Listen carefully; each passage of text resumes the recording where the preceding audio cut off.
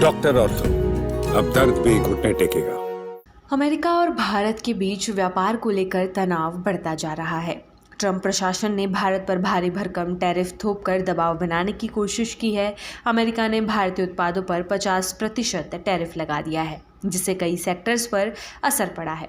इस चुनौती के आगे भारत ने हार नहीं मानी, इसके बजाय उसने अपने साझेदार देशों की ओर रुख किया। विदेश मंत्री एस जयशंकर ने एक बड़ा कदम उठाते हुए रूसी कंपनियों को भारत में निवेश का न्योता दिया है। उन्होंने कहा कि भारत की तेजी से बढ़ती अर्थव्यवस्था विदेशी निवेशकों के लिए सुनहरा अवसर है। विदेश मंत्री एस जयशंकर ने कहा कि भारत की $4 ट्रिलियन से ज़्यादा की अर्थव्यवस्था तेज़ी से आगे बढ़ रही है। भारत की जीडीपी लगभग 7% की दर से बढ़ रही है और इस विकास के लिए उसे भरोसेमंद साझेदारों की ज़रूरत है। उन्होंने कहा, भारत को उर्वरक, रसायन और मशीनरी जैसे ज़रूरी सामान की आपूर्ति चाहिए। रूस इन क्षेत्रों में भारत की मदद कर सकता है। भारत का बुनियादी ढांचा तेजी से बढ़ रहा है और इसमें रूसी कंपनियों के लिए अपार अवसर है। जयशंकर ने मेक इन इंडिया जैसी पहलों का जिक्र करते हुए कहा कि भारत में निर्माण और शहरीकरण की प्रक्रिया विदेशी कंपनियों के लिए एक बड़ा बाजार खोल रही है। रूस के साथ भारत की दोस्ती पुरानी है। सोवियत संघ के समय से ही दोनों देशों के बीच रणनीतिक साझेदारी रही है। रूस ने भारत को रक्षा और ऊर्जा क्षेत्र में हमेशा सहयोग दिया है। अंतरिक्ष कार्यक्रमों से लेकर परमाणु ऊर्जा तक रूस भारत का भरोसेमंद साथी रहा है। आज भी भारत के कई सैन्य हथियार और तकनीक रूस से आती है। जयशंकर ने इस रिश्ते पर जोर देते हुए कहा कि दुनिया मानती है कि भारत रूस की दोस्ती सबसे स्थिर रिश्तों में से एक है। इसके बावजूद व्यापार के मोर्चे पर भारत और रूस उतना आगे नहीं बढ़ पाए हैं। हाल के वर्षों में दोनों देशों का व्यापार बढ़ा जरूर है, लेकिन व्यापार घाटा भी बढ़ा है।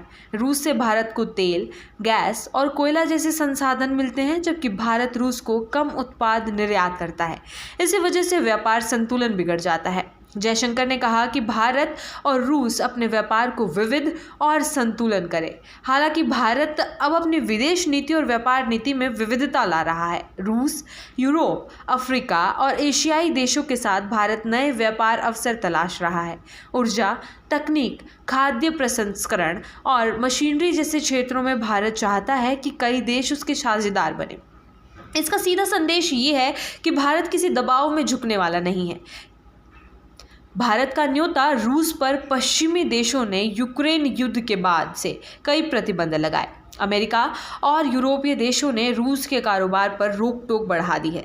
ऐसे में रूस के लिए नए बाजारों की तलाश ज़रूरी हो गई है। भारत रूस के लिए एक बड़ा और सुरक्षित बाजार है। भारत की आबादी 140 करोड़ से ज़्यादा है और यहाँ तेज़ी से शहरीकरण हो रहा है। इससे रूस की कंपनियों के लिए निवेश और साझेदारी के नए रास्ते खुलते हैं। जयशंकर का संदेश रूस को साफ तौर पर यह इशारा देता है कि भारत उसके साथ मिलकर आगे बढ़ने को तैयार है। रूस की मशीनरी, तकनीक और ऊर्जा कंपनियां भारत के बुनियादी ढांचे में निवेश कर सकती हैं। रक्षा क्षेत्र में भारत और रूस पहले से साझेदार हैं, लेकिन अब दोनों कृषि, फार्मा और डिजिटल टेक्नोलॉजी जैसे नए क्षेत्रों में भी साथ काम कर सकते हैं।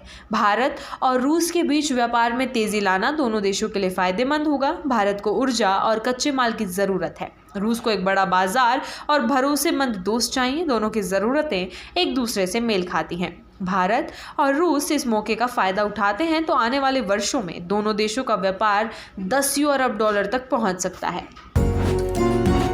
डॉक्टर ऑर्थो, अब दर्द भी घुटने टेकेगा।